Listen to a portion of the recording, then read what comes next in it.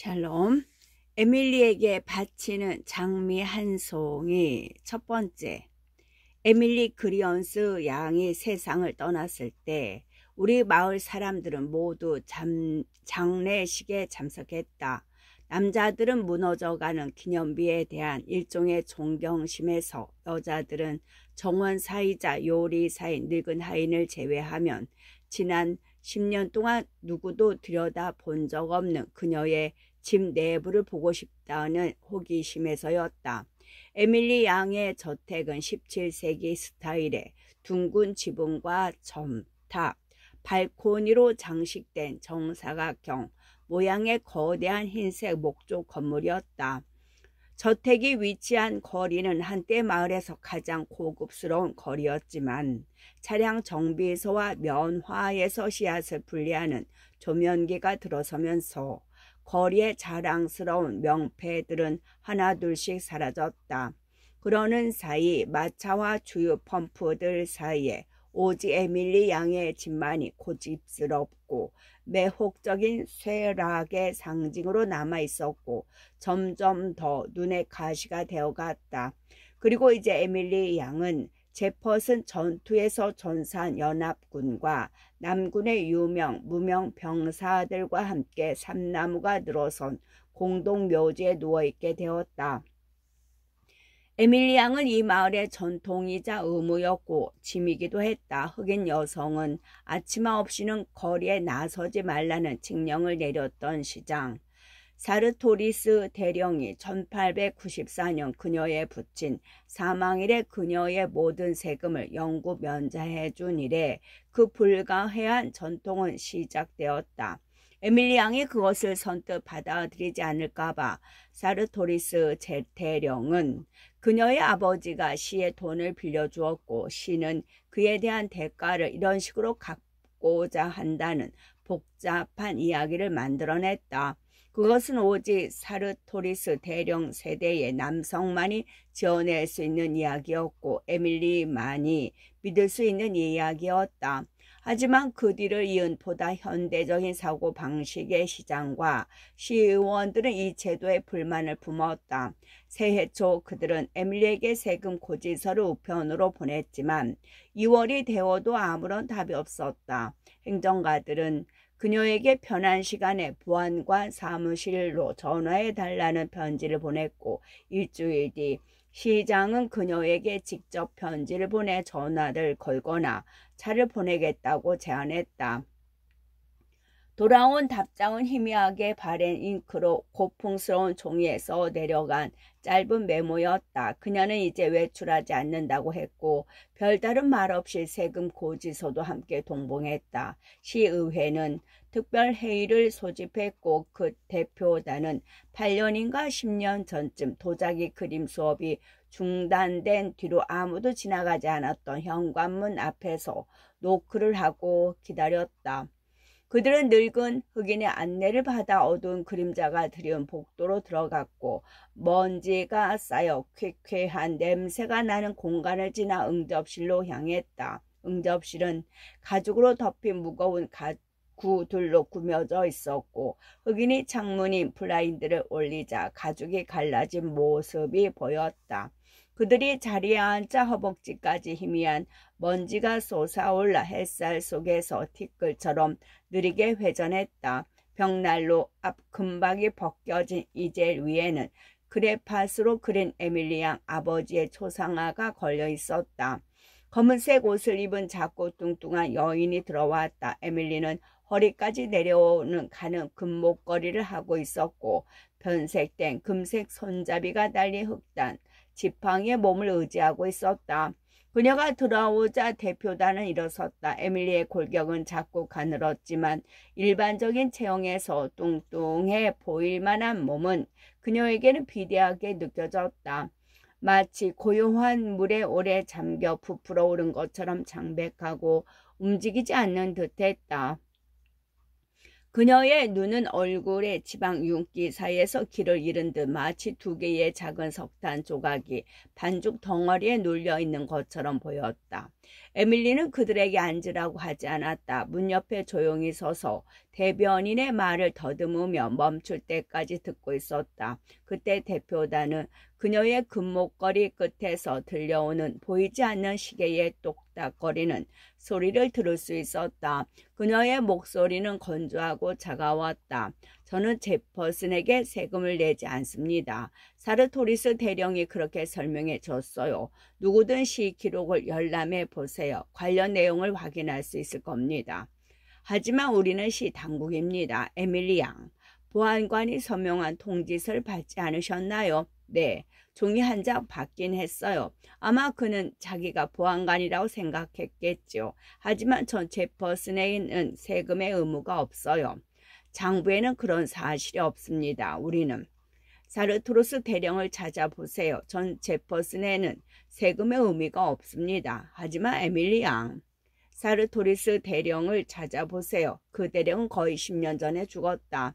전 제퍼슨에는 세금을 내지 않습니다. 톱에 늙은 흑인 하인이 나왔다. 이 신사분들을 문 밖으로 안내해 드려요. 그녀는 30년 전 악취가 난다고 찾아왔던 그들의 아버지를 물리쳤던 것처럼 이번에도 그들을 완강히 물리쳤다. 그때는 에밀리의 아버지가 세상을 떠난 지 2년쯤 지난 뒤였고 그녀와 결혼하겠다던 연인이 떠난 지 얼마 지나지 않았을 무렵이었다.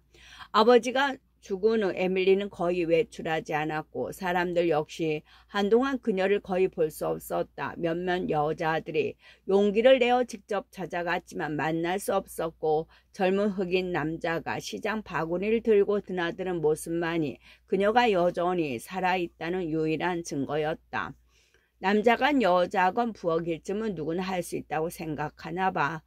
부인들은 이렇게 수군댔고 그래서 냄새가 난다고 해도 크게 놀라지 않았다. 그 냄새는 역겹고 끔찍한 세상과 위풍당당한 그리어쓴 가문을 연결하는 또 다른 징후였다. 한 번은 이웃에 사는 여성이 당시 80세였던 스티븐스 판사에게 불만을 제기했다.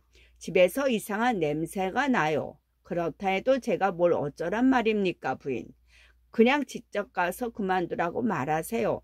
이럴 때 쓸 법 하나 없어요? 굳이 법을 들먹일 필요는 없을 겁니다. 판사가 답했다. 마당에서 그 흑인이 뱀이나 쥐 같은 걸 죽였겠지요. 제가 얘기해 보겠습니다. 다음 날 그는 항의를 2건 더 받았다. 그중 한 건은 직접 판사를 찾아온 남자였다. 판사님, 누군가 조치를 취해야 합니다. 저야말로 에밀리 양을 귀찮게 하고 싶지 않은 사람이지만 이건 정말 무슨 수라도 써야 해요. 그날 밤 시회의가 열렸고 3명의 백발노인과 1명의 젊은 남성이 모였다. 간단하죠. 젊은 남자가 말했다. 집을 치우라는 명령서라도 보내세요. 일정 시간을 주고 안 되면 강제 집행을 하는 겁니다. 빌어먹을 스티븐스 판사가 말했다. 저보고 숙녀의 얼굴에 대고 악취가 난다라고 말하라고요? 결국 그 다음 날 밤 자정이 넘은 시각에 4명의 남자가 에밀리 양의 잔디밭을 가로질러 도둑처럼 몰래 들어가 집안을 돌아다니며 벽돌 바닥과 지하실 입구를 꿍꿍거리며 냄새를 맡았다.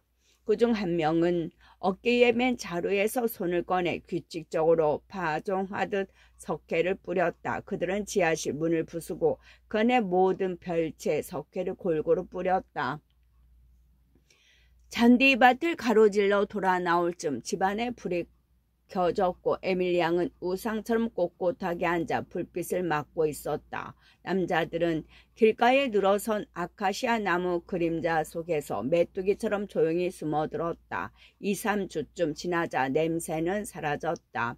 그때부터 사람들은 진심으로 그녀를 안쓰럽게 여기기 시작했다. 고모인 와이어트 할머니가 결국 미쳐버린 것을 기억하고 있는 이들은 그리어쓴 가문이 자신들의 지위에 비해서 지나치게 우쭐대며 살았다고 여겼다. 그래서 에밀리 양에게 어울릴 만한 남자는 아무도 없었다고 생각했다. 사람들은 그녀를 흰 드레스를 입고 늘씬한 몸매를 한 채 배경에 서 있고 아버지는 말꼬리를 붙잡은 채 등을 돌리고 있는 모습으로 기억했다. 두 사람은 뒤로 젖혀진 현관문 안에 액자처럼 들어서 있었고 그런 인상은 오랫동안 지워지지 않았다. 그래서 그녀가 30이 되어도 여전히 40이라는 사실에 대해 마을 사람들은 꼭 기쁘다고는 할 수 없었지만 그리엇은 가물이 아무리 망가졌어도 그녀가 세상 모든 기회를 거절했을 리는 없다고 믿었다. 아버지가 세상을 떠났을 때 그녀에게 남겨진 것은 저택뿐이었다는 사실이 알려지자 사람들은 한편으로 안도했다. 마침내 그녀를 동정할 수 있었기 때문이다. 혼자 남아 가난해진 그녀는 마침내 인간적인 존재가 되었고 이제 그녀도 동전 한 푼이 주는 기쁨과 절망을 알게 되리라 여겼다. 아버지가 죽은 다음 날 모든 여성들이 집으로 전화를 걸어 조의를 표하고 도움을 줄 준비를 했지만 에밀리 양은 평소와 다를 바 없는 옷차림에 슬픔에 기색도 없이 문 앞에 나와 그들을 맞았다. 그리고 아버지가 죽지 않았다고 말했다. 그녀는 목사와 의사들이 그의 시신을 치울 수 있도록 설득하려 애쓰는 동안에도 그런 말을 되풀이했다. 그들이 법이나 강제를 동원할까 하는 기미가 보이자 마침내 그녀는 물러났고 아버지는 재빨리 묻혔다. 하지만 그때 우리는 그녀가 미쳤다고 말하지 않았다. 그럴 필요도 없었다. 우리는 그녀가 그렇게 할 수밖에 없었다고 믿었기 때문이다. 그녀는 아버지가 쫓아낸 청년들을 기억하고 있었고 아버지마저 세상을 떠난 뒤 아무것도 남지 않은 상황에서 결국 모든 것을 빼앗아간 바로 그 존재에게 집착하게 되었으리라고 우리는 생각했다. 그녀는 오랫동안 알았다. 우리가 다시 그녀를 보았을 때 머리는 짧게 잘려 있었고 그 모습은 마치 색색의 교회 장문 속 천사들을 닮아 비극적이면서도 고요해 보였다. 그 무렵 마을은 인도 포장 공사를 계획했고 공사는 그녀의 아버지가 죽은 다음에 여름에 시작되었다. 건설 회사는 굴착기와 노새 각종 기계를 끌고 들어왔고 감독관으로는 북부 출신의 호모 베런이라는 남자가 따라왔다. 그는 몸집이 크고 피부는 거무스름했으며 얼굴보다 더 큰 목소리와 밝은 눈을 지닌 인물이었고 누구에게나 준비된 태도로 다가섰다. 아이들은 그가 리거들에게 욕을 퍼붓는 소리를 들으려고 뒤를 따라다녔고 노동자들은 픽을 들고 내릴 때마다 맞춰 노래를 불렀다. 얼마 지나지 않아 그는 마을 사람 누구에게나 이름을 알릴 정도로 익숙한 존재가 되었고 광장 어딘가에서 웃음소리가 들린다면 그 중심에는 늘 호모 베런이 있었다. 이제 사람들은 일요일 오후마다 노란 바퀴 달린 버기를 타고 마구간의 마차 팀과 함께 달리는 에밀리 양과 호모 베런의 모습을 보게 되었다. 처음에 사람들은 에밀리 양이 누군가에게 관심을 가진다는 사실에 기뻤다. 숙녀들은 이렇게 말했다. 당연히 그리엇은 양이 일용직 북부 노동자를 진지하게 생각하지는 않을 거야. 몇몇 나이 든 사람들은 설사 슬픔이 있다 해도 진정한 숙녀라면 노블레스 오블리주를 잊지 않을 거라고 말했다. 그들은 이렇게 덧붙였다.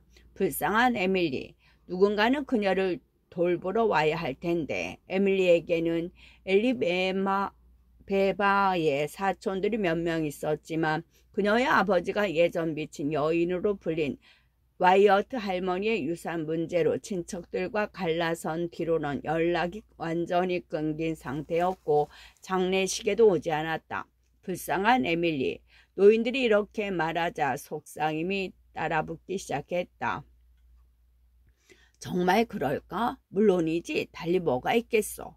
일요일 오후 햇살이 내리쬐는 거리 위에 두 사람의 손 너머에서는 비단과 새틴이 바스락거리는 소리가 들렸고 그 소리는 말발굽이 부드럽게 부딪히는 리듬에 실려 흘러나왔다. 불쌍한 에밀리. 우리가 그녀가 무너졌다고 믿었던 순간에도 그녀는 고개를 높이 들고 있었다. 마지막 그리엇은으로부터의 존엄을 포기하지 않겠다는 듯 불굴의 의지를 증명하려는 듯 마치 땅에 감촉을 되새기기라도 하듯 그렇게 서 있었다. 마치 그녀가 쥐약인 비소를 삭을 때처럼 말이다. 불쌍한 에밀리, 이렇게들 말하기 시작한 지 1년쯤 되었을 때 때마침 그녀를 찾아온 여자 사촌 2명이 집에 머물고 있을 때였다. 독약을 주세요. 그녀가 약국에 가서 말했다. 그녀는 30을 넘긴 나이였지만 평소보다 야윈 몸에 관자놀이와 눈두덩만 부어오른 얼굴, 등대의 지기를 연상케 하는 딱딱한 윤곽, 검고 차가운 눈을 지닌 작은 여자였다. 네, 에밀리 양, 어떤 종류를 원하시나요? 쥐약인가요? 제가 추천드릴 수 있는 것. 당신이 가진 것 중 가장 강한 걸로 주세요. 어떤 것이든 상관없어요. 약사는 몇 가지 종류를 말하며 설명했다. 이건 코끼리도 죽일 수 있을 만큼 강력합니다. 하지만 부인께서 원하시는 용도가 비소요. 에밀리 양이 말했다. 그게 좋은 건가요? 비소요? 예, 부인. 하지만 그건 비소를 주세요. 약사는 그녀를 내려다보았고 에밀리는 단단한 굳은 얼굴로 그를 올려다봤다. 물론입니다. 그가 말했다. 원하신다면요. 다만 법에 따라 용도를 적어야 합니다. 에밀리는 눈을 맞추려 고개를 들어 올린 채 아무 말 없이 그를 뚫어져라 바라봤고 약사가 시선을 피한 뒤 비소를 포장해 가져올 때까지 기다렸다. 소포는 흑인 배달 소년이 가져왔고 약사는 다시는 나타나지 않았다. 집에서 상자를 열어보니 해골 그림 아래 이런 글자가 적혀 있었다. 쥐야.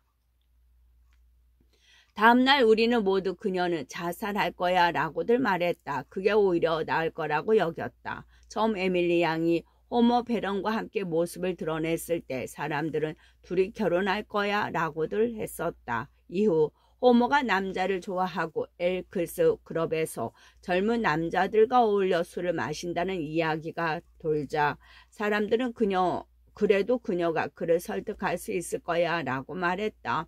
그리고 어느 일요일 오후 눈에 잘 뛰는 노란 바퀴가 달린 마차를 타고 지나가는 그들을 보았을 때 에밀리 양은 고개를 꼿꼿이 들고 있었고 호모 베런은 모자를 비스듬히 쓰고 시가를 이빨 사이에 물고 노란 장갑을 낀 손으로 고삐와 채찍을 쥔 채였으며 사람들은 그 모습을 보며 질투 섞인 목소리로 불쌍한 에밀리라고 말했다. 그 무렵 일부 여성들은 그 관계가 마을의 수치라며 젊은이들에게 잘못된 본보기를 주고 있다고 수군대기 시작했다. 남자들은 간섭을 꺼렸지만 결국 여성들의 요구로 침례교 목사가 그녀를 찾아가게 되었다. 에밀리 양은 성공의 신자였다. 그는 그 면담에 대해 아무 말도 하지 않았고 다시는 그 집에 가지 않겠다고 했다. 다음 주 일요일 두 사람은 다시 거리를 돌아다녔고 그 다음날 목사의 아내는 엘라 베마에 있는 에밀리의 친척에게 편지를 보냈다. 그리하여 그녀는 다시 한 지붕 아래 혈육을 두게 되었고 우리는 그 뒤를 지켜보며 상황을 가늠했다. 처음엔 아무 일도 일어나지 않았다. 그러다 곧 두 사람이 결혼할 거라는 확신이 돌았다. 에밀리 양이 보석상에 가서 은으로 된 남성용 화장실 세트를 주문했는데 각 조각에는 HB라는 이니셜이 새겨져 있었다는 사실이 알려졌다. 이틀 뒤 그녀가 잠옷을 포함한 남성용 의류 전부를 구입했다는 소문이 퍼졌고 사람들은 그들은 결혼했다고 말했다. 모두들 진심으로 기뻐했다. 그녀의 여자 사촌들이 에밀리보다 훨씬 더 그리어쓴답다고 여겨졌기에 마을 사람들은 그들이 떠날 준비를 하고 있다는 사실에 더욱 기뻐했다. 그러기에 거리 포장이 끝난 지 얼마 안 된 시점에서 호모 베런이 갑자기 자취를 감추었을 때 우리는 그리 놀라지 않았다. 다만 공개적인 결별 선언이 없다는 점에서 다소 아쉬웠을 뿐이다. 대부분은 그가 에밀리 양이 올 때를 대비해 잠시 자리를 비운 것이라거나 그녀의 친척들이 떠날 때까지 기다리는 것이라고 생각했다. 그 무렵 마을 사람들 대부분은 사촌들을 피하고 싶어서 오히려 에밀리 양편이었다. 그리고 예상대로 일주일쯤 지나자 그들은 떠났다. 사흘 뒤 호모 베런은 마을로 돌아왔고 어느 날 해 질려 흑인 하인이 부엌 문으로 들어가는 것을 이웃이 보았을 뿐이었다. 그것이 호모 베런의 마지막 모습이었다. 그리고 에밀리 양도 한동안 모습을 감췄다. 흑인 하인은 여전히 시장 바구니를 들고 드나들었지만 현관문은 굳게 닫혀 있었고 예전 석회를 뿌릴 때처럼 가끔 창문을 통해 그녀의 모습이 스쳐 보이기도 했지만 그녀는 거의 6개월 동안 거리에서 모습을 드러내지 않았다. 우리는 그것 또한 예견된 일이라 여겼다. 마치 그녀의 삶을 여러 번 가로막았던 아버지의 성격이 지나치게 강해서 죽기에는 너무 집요했기라도 한 것처럼 느껴졌다. 다음에 그녀를 보았을 때 그녀는 살이 찌고 머리칼이 서서히 하얗게 변하고 있었다. 그 후 몇 년 사이 머리색은 점점 더 회색으로 바뀌어 소금과 후추가 섞인 듯한 철회색이 되었고 마침내 더 이상 변하지 않게 되었다. 74살이 되어 세상을 떠날 때까지도 그녀의 머리카락은 여전히 활기 넘치는 남자의 머리처럼 힘이 있는 철회색 그대로였다. 그녀의 현관문은 그녀가 40살 무렵 6, 7년 동안 도자기 그림 수업을 하던 기간을 제외하고 늘 닫혀 있었다. 그녀는 아래층 방 하나를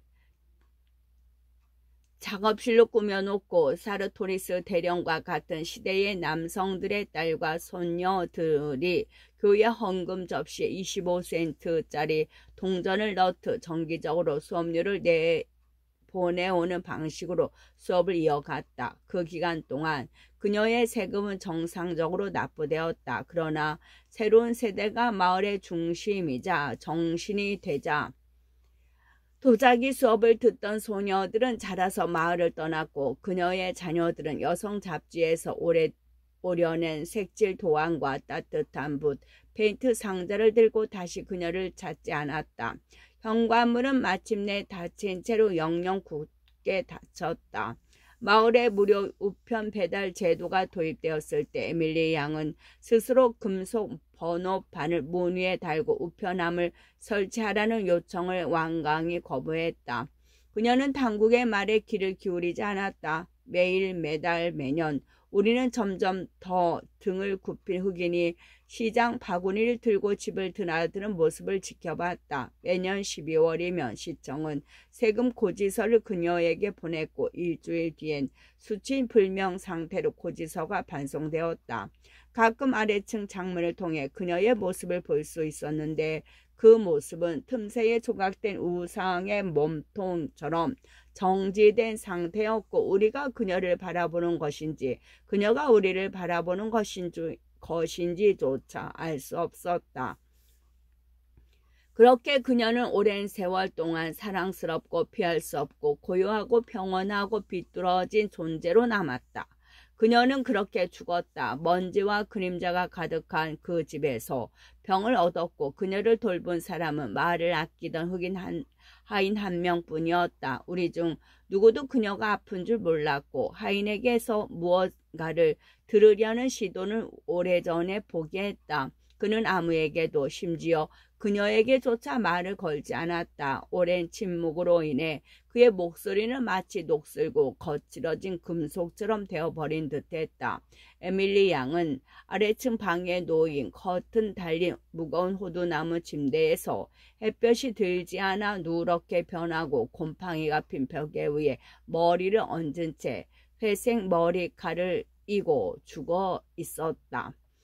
그 흑인 하인은 현관에서 첫 번째 여성을 맞이하고 조용한 목소리와 호기심 어린 눈빛으로 그녀를 들여보낸 다음 아무 말 없이 사라졌다. 그는 집안을 지나 뒤쪽으로 걸어 나갔고 다시는 모습을 드러내지 않았다. 2명의 여자 사촌이 함께 도착했다. 그들은 이튿날 장례식을 치렀고 마을 사람들은 그들이 준비한 꽃다발 아래에서 에밀리 양의 마지막 모습을 보기 위해 줄지어 찾아왔다. 그레파스로 그린 아버지의 조상은 빈소 위에서 깊은 사색에 잠긴 얼굴로 내려다보고 있었고 여성들은 음산하고 섬뜩한 표정으로 에밀리 양을 바라보았다.